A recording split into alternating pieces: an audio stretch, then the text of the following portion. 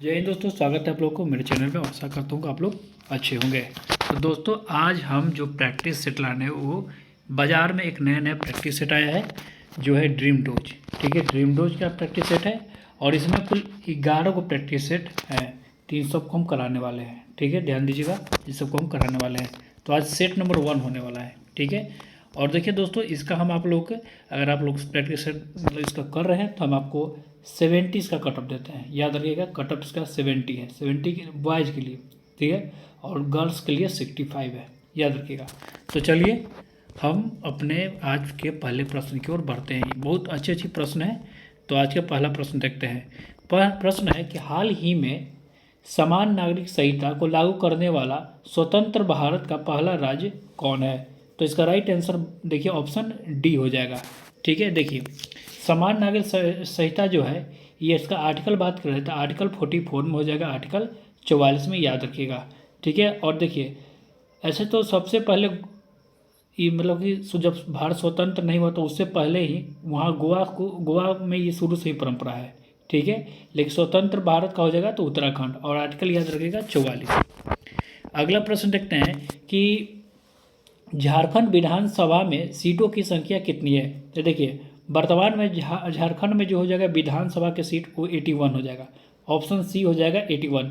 देखिए हाल फिलहाल में पूछा जा सकता है आपसे कि अगर देखिए चुनाव हुआ है दिल्ली का, ठीक है, तो दिल्ली का पूछेगा तो याद रखिएगा 70 सीट है। ठीक है, वहाँ 70 सीट है विधानसभा का। अच्छा, बिहार का कितना है? तो बिहार के याद रखिएगा 243। ठीक है, 3 सबको आप लोग याद रखिएगा। चलिए अगला देखते हैं। प्रश्न नंबर 3 है कि वर्तमान समय में भारत में कुल रामसर साइट की संख्या 89 है। कितनी है? 89 है।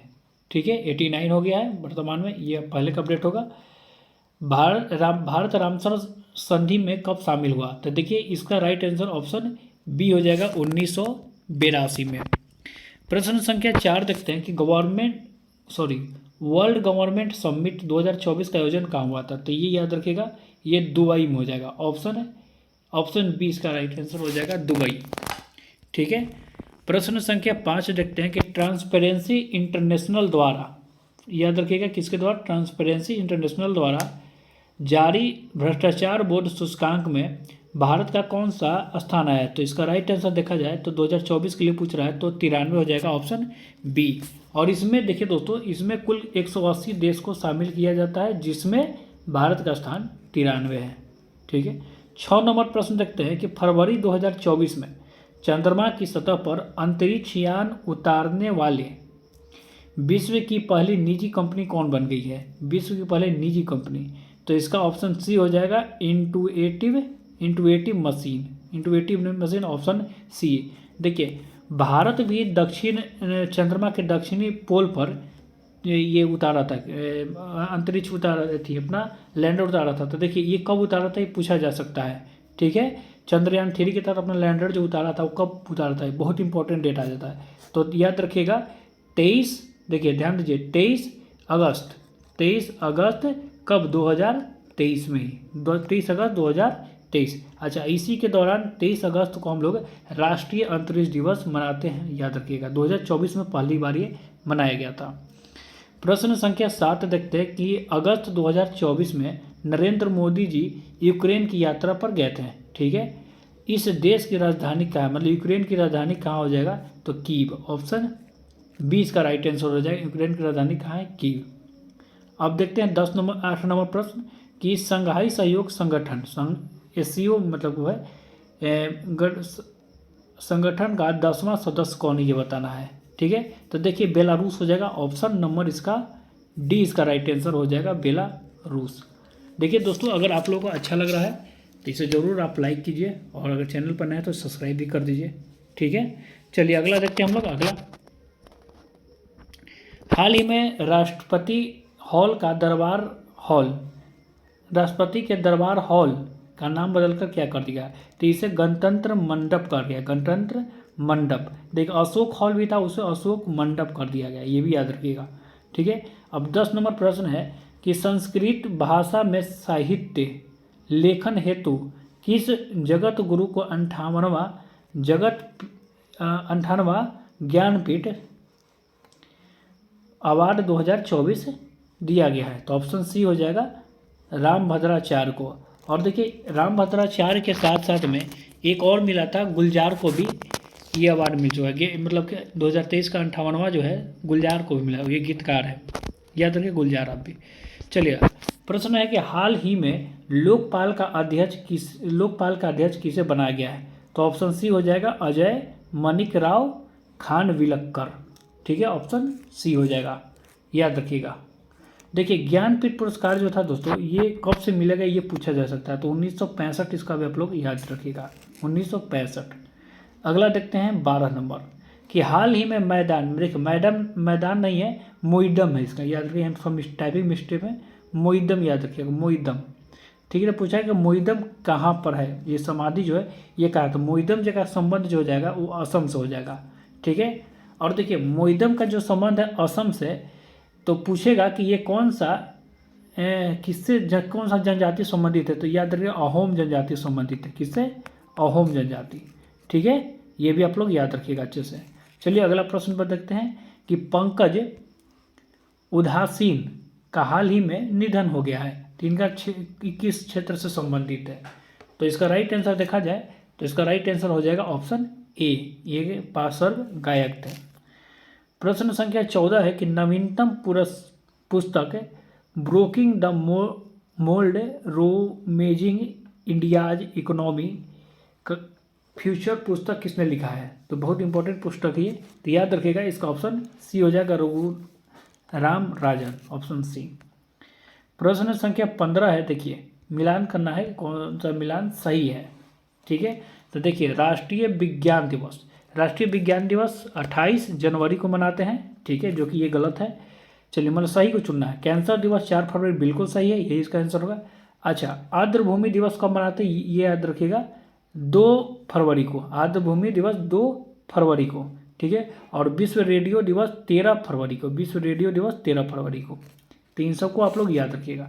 चलिए प्रश्न नंबर 16 है कि आदि महोत्सव 2024 का आयोजन कहाँ हुआ है? तो देखिए आदि महोत्सव इस बार ऑप्शन ए हो जाएगा नई दिल्ली में।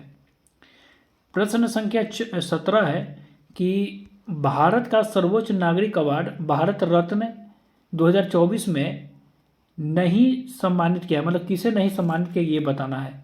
तो देखिए 2024 में 5 लोगों को सम्मानित किया गया था, जिसमें से कर्पूरी ठाकुर हो जाएंगे, चौधरी चरण सिंह, एम एस स्वामीनाथन भी है, लेकिन नानाजी देशमुख को नहीं सम्मानित किया, यानी कि ऑप्शन डी इसका राइट आंसर हो जाएगा। ठीक है, ऑप्शन डी इसका हो जाएगा। यही लिख लीजिएगा, पीवी नरसिम्हा राव को भी सम्मानित किया गया है, और एक एम एस स्वामीनाथन हो गए, पीवी नरसिम्हा राव हो गए, और लाल कृष्ण अडवाणी का एक हो जाए, हाँ लाल कृष्ण अडवाणी का भी आप लोग लिख लीजिएगा। ठीक है, चलिए अगला है कि अंकलेश्वर तेल कुआं किस राज्य में है? तो देखिए अंकलेश्वर जो हो जाएगा ये हो जाएगा गुजरात में। ठीक है, तो ऑप्शन देख लीजिए गुजरात किधर है, वही इसका ऑप्शन हो जाएगा, ऑप्शन बी।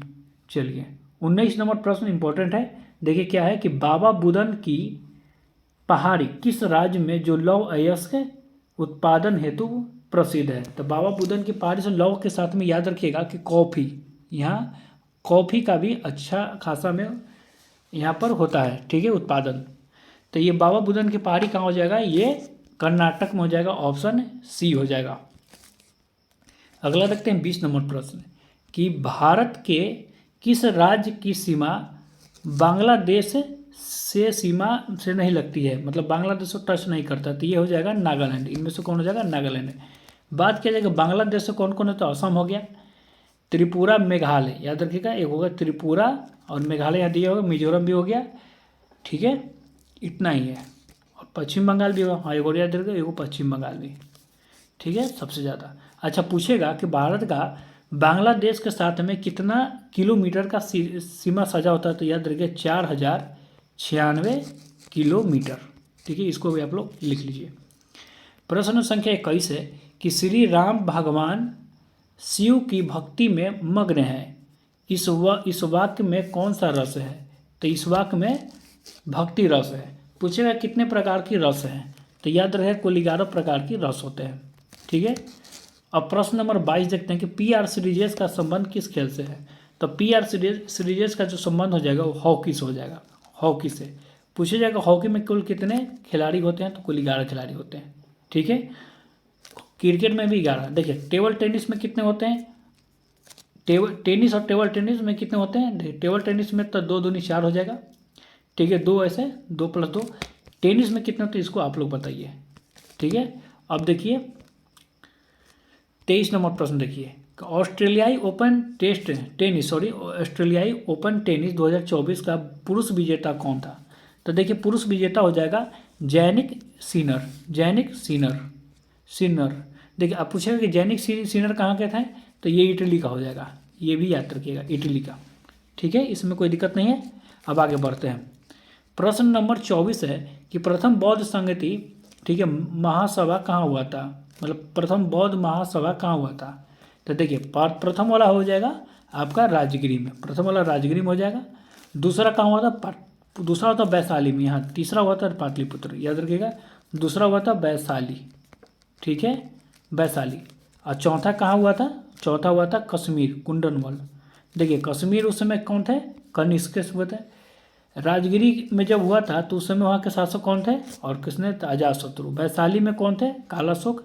और पाटलिपुत्र में अशोक। ठीक है, तो इन चारों का आप लोग याद कर लीजिएगा। 25 नंबर प्रश्न है कि स्वेथलिंग कप का संबंध किससे है। तो देखिए स्वेथलिंग कप जो हो जाएगा आपका, याद रखिएगा, स्वेथलिंग कप हो जाएगा टेबल टेनिस, ऑप्शन बी। देखिए स्वेथलिंग के साथ में टेबल टेनिस का एक और कप होता है, और वो है कॉर्विलोन, ये भी याद रखिएगा, कॉर्विलोन। 26 नंबर प्रश्न है कि कितने किलोग्राम भार वर्ग में अमन सहरावत ने कुश्ती में पेरिस ओलंपिक में कांस्य पदक जीता था। तो ये हो जाएगा 57 kg में, ऑप्शन बी। प्रश्न संख्या 27 है कि दार्शनिक विषयों से संबंधित बौद्ध ग्रंथ कौन है। दार्शनिक विषयों से संबंधित कौन है, तो देखिए दार्शनिक विषय कहेगा तो अभिधम्म पिटक। ठीक है, अभिधम्म पिटक। अच्छा देखिए त्रिपिटक किससे संबंधित है, बौद्ध धर्म से संबंधित है, जिसमें 3 पिटक, सूत पिटक, विनय पिटक और अभिधम्म पिटक भी आते हैं। अच्छा विनय पिटक में क्या आता है, याद रखिएगा, विनय पिटक में क्या आता है। तो देखिए विनय पिटक में आता है जिसमें भिक्षुओं की बात किया गया, भिक्षु के लिए और जो भिक्षुनियों हैं उनके लिए आचरण की बात किया गया, तो इसमें विनय पिटक में। सूत पिटक में क्या होता है, उपदेश। सूत पिटक में उपदेश का बात करेगा तो सूत पिटक। ठीक है, अब हम अगला प्रश्न देखते हैं। अगला प्रश्न नंबर 28।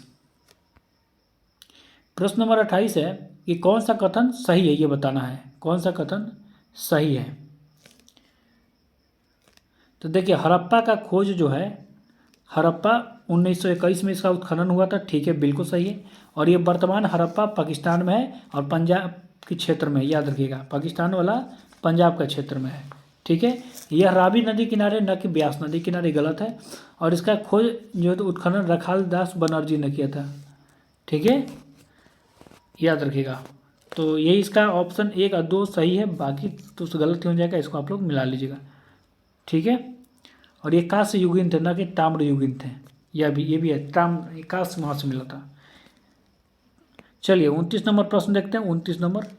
29 नंबर प्रश्न है कि नगरों में असहयोग आंदोलन के संबंध में निम्नलिखित में से कौन सा कथन सही नहीं है। तो देखिए नगरों में क्या था कि आंदोलन में केवल उच्च जाति और अमीर ने भाग लिया था, बिल्कुल सही बात नहीं है। ठीक है, इसमें उच्च जाति के लोग और अमीर लोग भाग नहीं लिए थे, तो नहीं चुनना है, तो ये तो सही है। अगला क्या हो जाएगा कि मद्रास की जस्टिस पार्टी द्वारा परिषद की चुनाव को बहिष्कार किया गया, ये भी गलत है, तो ये भी इसका राइट आंसर हो जाए।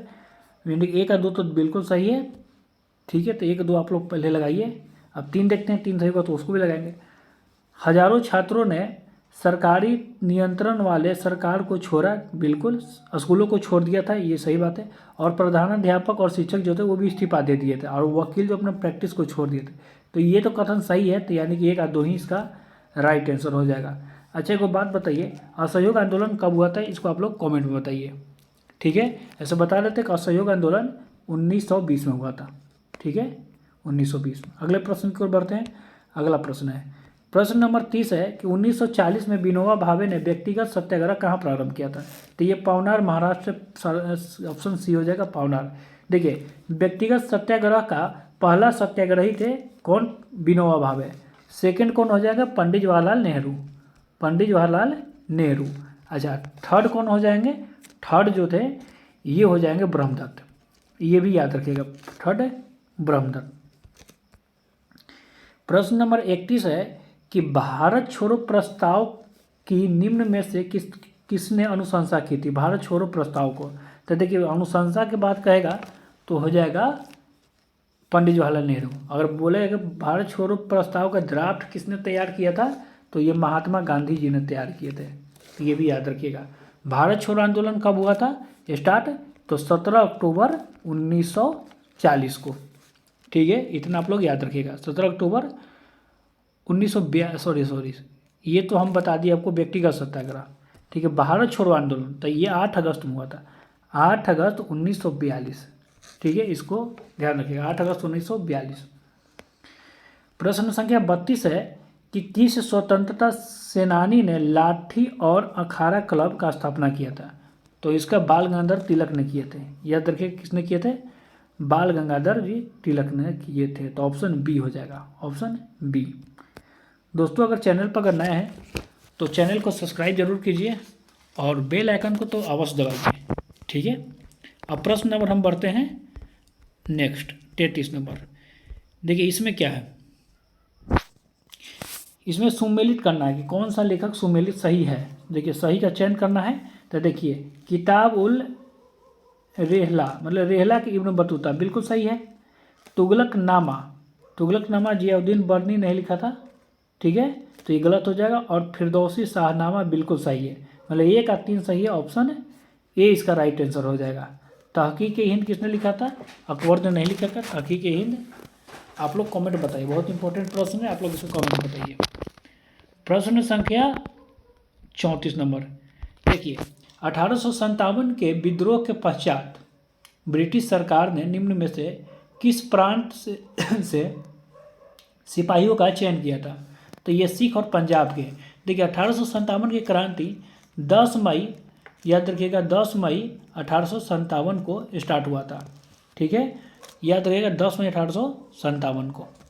ये चलिए, और इसमें पूछा कि वायसराय कौन था? ठीक है, वायसराय कौन था? चलिए अगला प्रश्न देखते हैं, तो इसका आप लोग बताइए वायसराय कौन था। 35 नंबर प्रश्न देखते हैं कि हिंदू विधवा पुनर्विवाह का प्रारूप तैयार करने का श्रेय किसने किया था? तो ऑप्शन सी बी हो जाएगा इसका, option B lord Dalhousie, option B lord Dalhousie. William Bentinck सती प्रथा, यही में ऑप्शन है। विलियम बेंटिंक क्या किया था? सती प्रथा। ठीक है, सती प्रथा का 1829 में ख़त्म किया था। प्रश्न नंबर 36 है कि महात्मा गांधी ने भूख हड़ताल की अपनी पद्धति का सर्वप्रथम प्रयोग कहाँ और कब किया था? ठीक है, तो ये अहमदाबाद 1918 में, ऑप्शन सी हो जाएगा, अहमदाबाद 1918 में। ठीक है, चलिए अगला प्रश्न देखते हैं। प्रश्न है कि इको साउंड का प्रयोग किया जाता है। इको साउंड मतलब सोनार में किया जाता है, और इस सोनार समुद्र की गहराई मापने के लिए। तो ऑप्शन ए हो जाएगा इसका राइट आंसर। ठीक है, ए। 38 नंबर प्रश्न है कि यदि सूर्य एवं पृथ्वी के बीच की दूरी 1/4 कम हो जाए तो सबसे अधिक संभावना किस बात की हो जाएगी? सबसे अधिक संभावना ये है कि इसमें वर्ष घट जाएगा, मतलब 1 वर्ष 365 दिन जो है वो दिन घट जाएगा 1 वर्ष का। ठीक है, देखिए सूर्य और चंद्रमा के बीच की दूरी कम हो जाए तो ऑप्शन देख लेते हैं इसका। पहले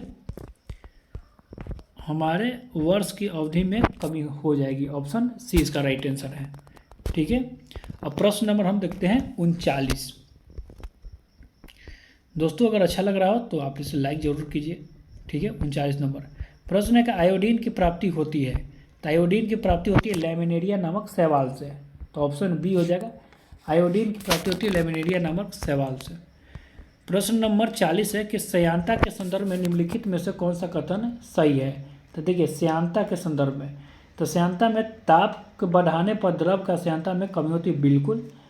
ठोस में श्यानता का अभाव होता है, बिल्कुल, इसमें ठोस में श्यानता नहीं होता, केवल द्रव और गैस में ही होता है। अगला है कि एक मिनट,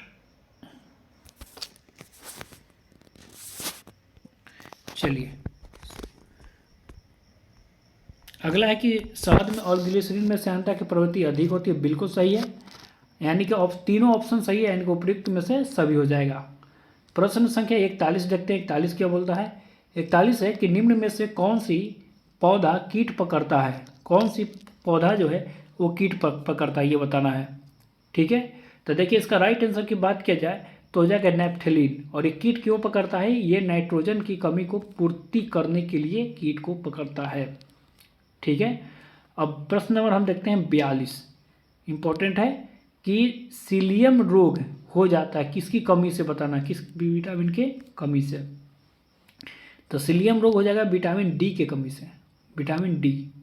ठीक है, अगले प्रश्न की ओर बढ़ते हैं। प्रश्न नंबर 43 है कि हेपेटाइटिस ए रोग होता है, हेपेटाइटिस ए जो है ये किससे होता है, ये बताना है। तो देखिए हेपेटाइटिस ए जो हो जाएगा ये आपका हो जाएगा वायरस से, यानी कि विषाणु। ऑप्शन बी इसका राइट आंसर हो जाएगा। प्रश्न संख्या 44 है कि भारतीय संविधान में कौन सा भाग संविधान और उसकी प्रक्रिया में संशोधन करने हेतु संसद की शक्ति दी गई है? तो ये भाग 20 में दिया गया है, और आर्टिकल बात किया जाए तो 368 हो जाएगा, दोनों याद रखिएगा। चलिए अगला प्रश्न देखते हैं। प्रश्न नंबर 45 है कि भारतीय संविधान की निम्नलिखित में से कौन सी विशेषता जो है वो अमेरिकी संविधान से ली गई है? तो मौलिक अधिकार तो ली ही गए हैं, मौलिक कर्तव्य की बात ये करेगा तो ये रूस हो जाएगा। कहाँ है? रूस। चलिए अगला क्या है कि न्यायिक समीक्षा, बिल्कुल न्यायिक समीक्षा भी लिया गया है। विधि द्वारा स्थापित प्रक्रिया ये हो जाएगा जापान के तहत, ये जापान से लिया गया, यानी कि 1 और 3 इसका राइट आंसर हो जाएगा 1 और 3 ऑप्शन बी। अगला है 45 नंबर प्रश्न कि भारत में अविश्वास प्रस्ताव के संदर्भ में कौन सा कथन पर विचार कीजिए? निम्न में अविश्वास प्रस्ताव। ठीक है, तो देखिए भारत में, तो देखिए इसका हो जाएगा भारत, और देखिए पहला ऑप्शन देख लेते हैं पूरा। चलिए अब है कि भारतीय संविधान में कहीं भी अविश्वास प्रस्ताव का उल्लेख नहीं है, बिल्कुल ये ऑप्शन सही है। अगला है कि अविश्वास प्रस्ताव केवल लोकसभा में ही पुनः स्थापित किया जा सकता है, बिल्कुल, क्योंकि राज्यसभा में कभी भंग ही नहीं हो सकता है, तो इसलिए राज्यसभा में ये नहीं आता। अगला है कि अविश्वास प्रस्ताव लाने हेतु न्यूनतम 50 सदस्य का समर्थन आवश्यक है, बिल्कुल सही है, यानी कि तीनों, यानी कि ऑप्शन डी इसका राइट आंसर हो जाएगा। इनमें से सभी मतलब कि 1 2 3 तीनों सही है, यहाँ था ऑप्शन। चलिए 47 देखते हैं। 47 क्या बोलता है कि कौन सा सुमेलित है? देखिए राष्ट्रपति का शपथ बिल्कुल सही है 60 में, स्पीकर को हटाना 94 ठीक है, और राज्यसभा के स्पीकर को हटाना 67 के ख में, बिल्कुल सही है, यानी कि ऑप्शन डी इसका राइट आंसर हो जाएगा, ऑप्शन डी। अगला देखते हैं 48 नंबर प्रश्न। 48 है कि निम्न में से कौन सी सही सुमेलित नहीं है? कौन सी सही सुमेलित नहीं है? तो देखिए दूसरा में क्या है, दूसरा सूची में क्या है, दूसरी सूची में वेतन, बिल्कुल सही है। तीसरी में क्या है, शपथ, पहले वेतन तो फिर शपथ आया था, बिल्कुल सही है। अब देखते हैं अगला। अगला क्या है, 7वीं में विधायी की शक्तियों का विवरण, बिल्कुल सही है, विधायी की शक्तियों का विवरण 7वां में। 5वां में क्या है, राजभाषा के सीटों, नहीं 5वां में राजभाषा के लिए नहीं है, 5वां में है कि SC ST के सीट का निर्धारण है राज्यसभा में। चलिए SC ST के लिए है, तो ऑप्शन डी इसका राइट आंसर हो जाएगा, गलत ही चुनना था, ऑप्शन डी। प्रश्न संख्या 49 है कि आंध्र प्रदेश में लोकसभा सीट की संख्या कितनी है? तो देखिए आंध्र प्रदेश में लोकसभा की सीट वर्तमान में 25 है, ठीक है, ऑप्शन डी इसका हो जाएगा। अच्छा अगर बिहार में पूछेगा तो याद रखिएगा 40, बिहार में कितने हैं, 40। अगला प्रश्न देखते हैं 50 नंबर प्रश्न। 50 नंबर प्रश्न है कि अग्रलिखित में किससे अनुच्छेद के तहत, किस अनुच्छेद के तहत राज्यपाल किसी विधेयक को राष्ट्रपति के विचार विमर्श आरक्षित करता है? तो रख सकता है, तो ऑप्शन बी हो जाएगा, आर्टिकल 200 के तहत। प्रश्न संख्या 51 है कि रोम किस नदी के किनारे है? तो देखिए रोम किस नदी के किनारे है, तो टाइबर नदी के किनारे, ठीक है, टाइबर। सीन के नदी के किनारे कौन है, पेरिस, तो ये भी याद रखिएगा। प्रश्न संख्या 52 है कि भूमध्य रेखा निम्न में से किन देशों से होकर गुजरता है? तो इसका राइट आंसर क्या देखिए भूमध्य रेखा हो जाएगा मालदीव, गैबोन और ब्राज़ील। ऑप्शन ए इसका राइट आंसर हो जाएगा। प्रश्न संख्या 53 है कि 53 देखते हैं कि जलवायु और अवस्थिति को समझिए कि कौन सा इसमें सुमेलित है। तो देखिए 53 को देखते हैं कि माउंट कोटोपैक्सी इक्वाडोर बिल्कुल सही है।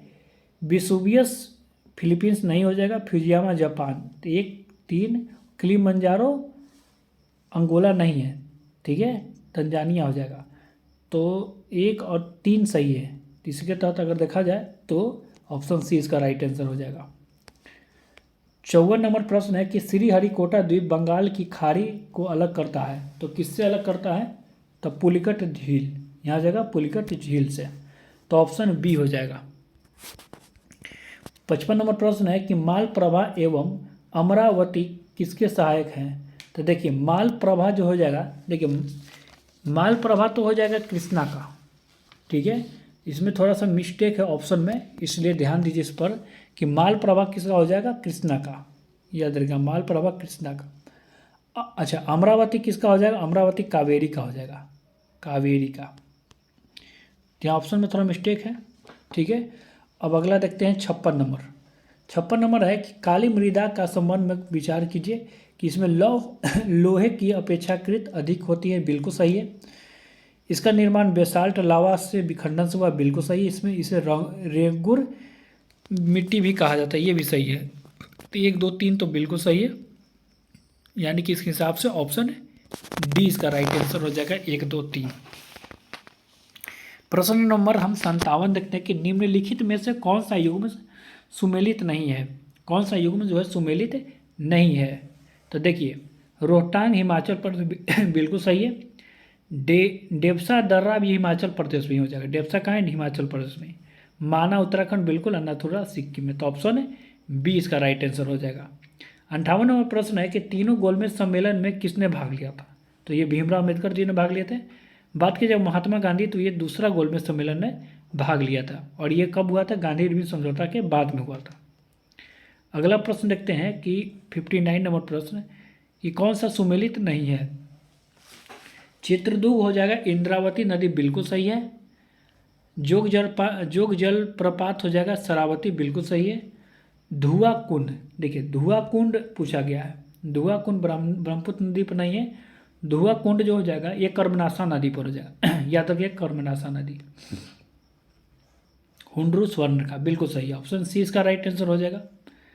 50-60 नंबर प्रश्न पर आ गए हैं। देखिए कि रानीपुर वन्य जीव अभ्यारण्य किस राज्य में है? रानीपुर वन्य जीव अभ्यारण्य उत्तर प्रदेश में हो जाएगा, उत्तर प्रदेश में। 61 नंबर प्रश्न है कि निम्न में से किस कॉलेज में गांधी जी ने पढ़ाई की थी? तो इसका राइट आंसर ऑप्शन ए हो जाएगा, Shyam Lal Das college, option A, Bhavnagar में। 62 नंबर प्रश्न है कि काकोरी ट्रेन डकैती कार्यक्रम, जिसका नाम बदल चुका है, ये भी याद रखिएगा, कि किन क्रांतिकारियों को सजा मिला था? फांसी की सजा मिला था, किनको? तो राम प्रसाद बिस्मिल और अशफाक उल्ला खान, इनको मिला था, ठीक है। बी.डी. सावरकर को नहीं मिला था, प्रफुल्ल चाकी को भी नहीं, और सूरसेन को भी नहीं। तो ऑप्शन यही उसका राइट आंसर हो जाएगा। प्रश्न नंबर 63 देखिए कि बिहार में बहने वाली पवित्र नदी फल्गु निम्न में से किस नदी के संगम पर से बहती है? तो इसका राइट आंसर हो जाएगा ऑप्शन ए, मोहना और लीलाजन नदी, मोहाना और लीलाजन नदी। 64 नंबर प्रश्न है कि बिहार में तुर्क सत्ता का वास्तविक संस्थापक कौन हो जाएगा? तो बख्तियार खिलजी, याद रखिएगा कौन है? बख्तियार खिलजी, ठीक है। ऑप्शन बी इसका राइट आंसर हो जाएगा। बिहार का कुल भौगोलिक क्षेत्रफल बताना है, तो 94,163, ठीक है। देखिए बिहार जो है, अगर मान लीजिए कि बिहार ये है, तो ये उत्तर हो गया, ये दक्षिण हो गया, ये पूरब, ये पश्चिम, तो पूरब से पश्चिम जो होगा 483 किलोमीटर है, ठीक है, ये भी याद रखिएगा। और उत्तर से दक्षिण हो जाएगा 345 किलोमीटर, दोनों याद रखिएगा। 66 नंबर प्रश्न इंपॉर्टेंट प्रश्न है। प्रश्न है कि बिहार विधान परिषद की पहली बैठक किस वर्ष बुलाई गई थी? नया प्रश्न है। बिहार विधान परिषद की पहली बैठक 1913 में बुलाई गई थी। जब बिहार को उड़ीसा से अलग किया गया था तब, उसके बाद 1913, याद रखिएगा। ठीक है। अच्छा, बिहार विधानसभा में कुल कितने संख्या है अभी बताए थे? 243। बिहार विधान परिषद में पूछेगा तो कितना हो जाएगा? 75। ठीक है। लोकसभा में बिहार का कितना सीट है? 40। राज्यसभा में कितना है? 16। ठीक है। विधानसभा में अनुसूचित जाति कितनी है विधानसभा में? तो हो जाएगा 38। इसको भी याद रखिएगा। ठीक है। अब आगे देखते हैं। देखिए, आ ही गया। बिहार विधानसभा में अनुसूचित जाति की कितनी संख्या है? आप लोग लगाइए, अभी बताए हैं 38। 68 नंबर प्रश्न है कि कौन सा सदिश राशि नहीं, यानी कि अदिश राशि चुनना है। तो देखिए, बल अघूर्ण जो है, नहीं, बल अघूर्ण हो जाएगा सदिश। गति जो है वो एक अदिश राशि है। ठीक है। अब प्रश्न नंबर 69 देखते हैं कि लाल तरंग का तरंग दैर्घ्य बैगनी से कम है। नहीं, लाल का तरंग सबसे ज़्यादा है, मतलब सबसे ज़्यादा है। ठीक है। अगला है कि लाल प्रकाश का तरंग दैर्घ्य बैगनी से ज़्यादा है। बिल्कुल सही है, सही कोई चुनना है तो ऑप्शन 20 का राइट आंसर हो जाएगा। आगे देख लीजिए। प्रश्न नंबर 70 है कि आइंस्टीन को नोबेल प्राइज किस कार्य के लिए मिला था? ठीक है। तो देखिए, सबसे पहले तो जान लीजिए कि आइंस्टीन को नोबेल पुरस्कार 1921 में मिला था। और देखिए, इसका राइट आंसर देखिए, ऑप्शन डी हो जाएगा, प्रकाश वैद्युत प्रभाव के लिए, photo electric effect, option D. प्रश्न संख्या 71 है कि अदरक तना नहीं जड़ है। सॉरी, तना है जड़ नहीं है। अदरक क्या है? तना है, जड़ नहीं। क्योंकि तना होता है तो इसमें नोड इंटोनेड होता है, तो यही रीजन है, ऑप्शन बी। प्रश्न संख्या 72 देखते हैं कि करवाहट के लिए मानव जीव का संवेदनशील क्षेत्र क्या है? तो देखिए, करवाहट के लिए हो जाएगा पीछे का भाग, ऑप्शन है बी। 73 नंबर प्रश्न है कि शरीर का तापमान नियंत्रण कौन करता है? तो हाइपोथैलेमस, ऑप्शन सी हो जाएगा, हाइपोथैलेमस।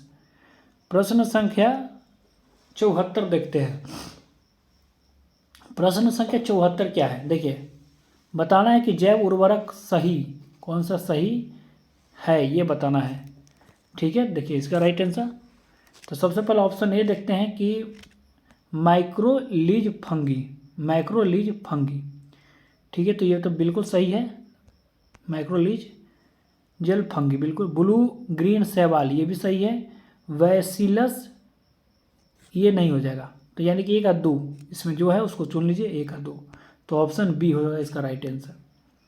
प्रश्न संख्या 75 देखते हैं कि निम्नलिखित में से कौन सा जोड़े सही सुमेलित है? ठीक है। देखिए, प्रश्न काफ़ी अच्छा आ चुका है इसमें। ठीक है। तो आप लोग इसको लगा सकते हैं, कौन सा सुमेलित है। ठीक है। तो देखिए, प्रश्न संख्या अगर देखा जाए तो 75 है। ठीक है। तो इसका ऑप्शन सी हो जाएगा, ऑप्शन सी। 1 और 2 दोनों जो है सुमेलित है, तो इसको आप लोग मिला लीजिए, 1 और 2 दोनों सुमेलित हैं। ठीक है। हम अगले प्रश्न की ओर बढ़ते हैं। थोड़ा सा वीडियो ज़्यादा लंबा हो रहा है, थोड़ा स्पीड करते हैं। सूची 1 को सूची 2 से सम्मिलित करना है। ठीक है। सूची 1 को सूची 2 से सम्मिलित करना है। देखिए, 76 नंबर प्रश्न है। ठीक है। तो देखिए, एक का देखिए लीनेन क्या है? तो 1 का 4 हो जाएगा। ठीक है, 1 का 4 हो जाएगा। जट्टा का है, बी के 3 हो जाएगा। बत्तख और गीज का पंख यहाँ होता है। ठीक है। चलिए, इसी तरह से और सी का 1 हो जाएगा और डी का 2। इसको ऑप्शन ए के हिसाब से आप लोग मिला लीजिएगा। ठीक है। प्रश्न संख्या 77 है कि भारत, देखिए इंग्लिश और हिंदी में हो जाने से क्या होता है कि वीडियो क्वेश्चन थोड़ा लंबा हो जाता है, तो ऑप्शन ढक जाता है।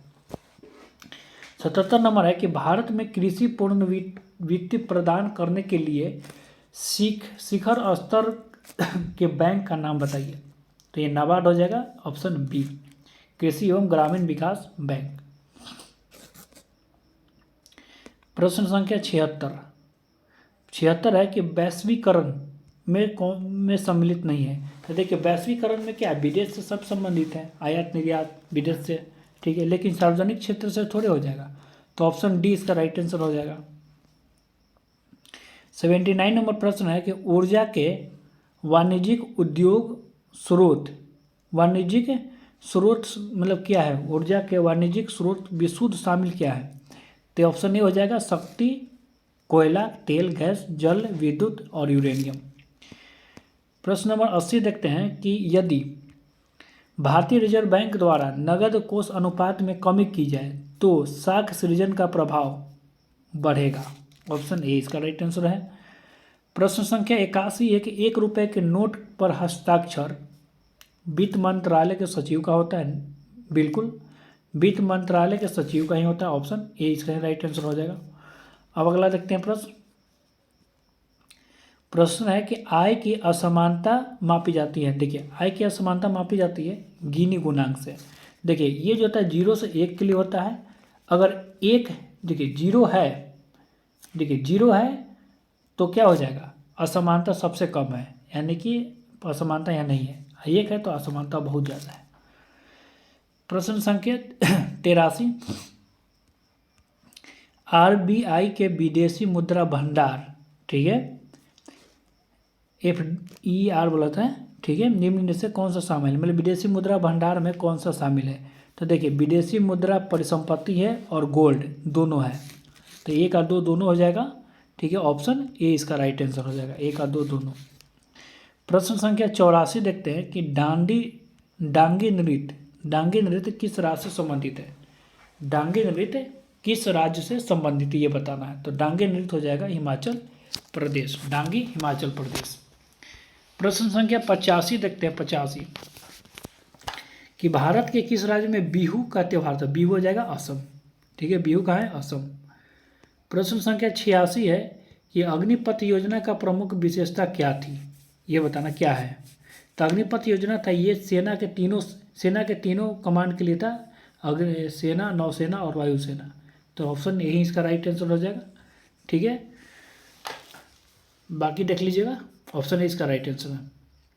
अब प्रश्न नंबर हम 87 देखते हैं। प्रश्न नंबर 87 कौन सा सुमेलित नहीं है?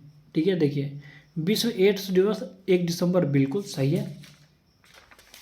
नौसेना दिवस भी 4 दिसंबर भी सही है। विजय दिवस 16 सितंबर सही है, लेकिन बात कर रहा है यहाँ पर राष्ट्रीय उपभोक्ता दिवस, तो ये हो जाएगा 24 दिसंबर, न कि 14 दिसंबर। कब हो जाएगा? 24 दिसंबर। तो ऑप्शन डी ही इसका राइट आंसर हो जाएगा, गलत चुनना था।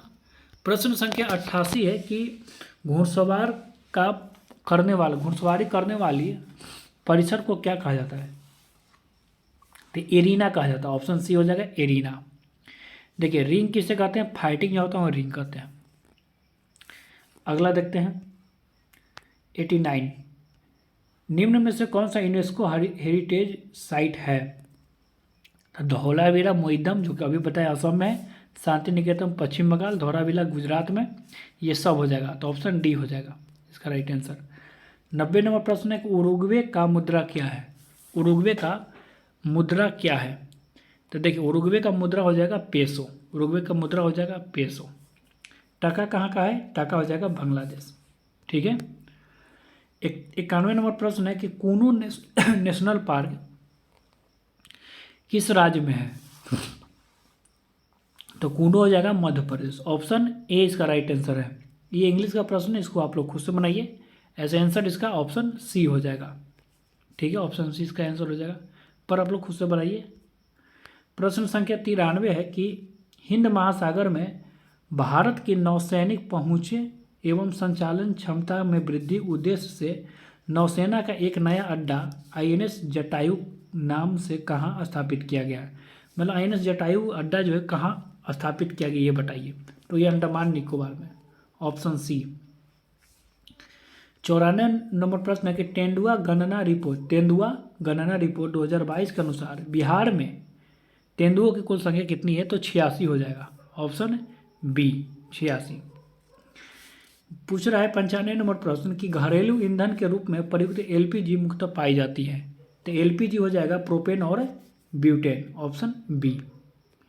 ठीक है, 96 नंबर प्रश्न देखते हैं कि वनस्पति तेल से घी बनाने में प्रयुक्त होता है, तो ये हाइड्रोजनीकरण होता है। तो ऑप्शन ए हो जाएगा हाइड्रोजन, ऑप्शन ए।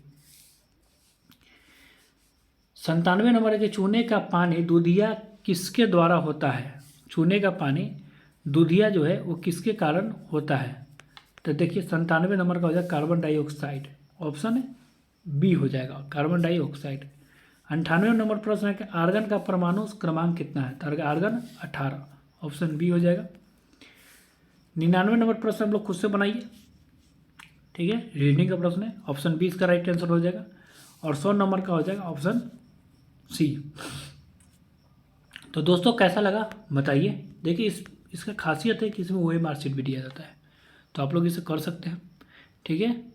हम यहाँ क्रॉप कर दिए इसलिए इतना ही है, लेकिन पूरा रहता है।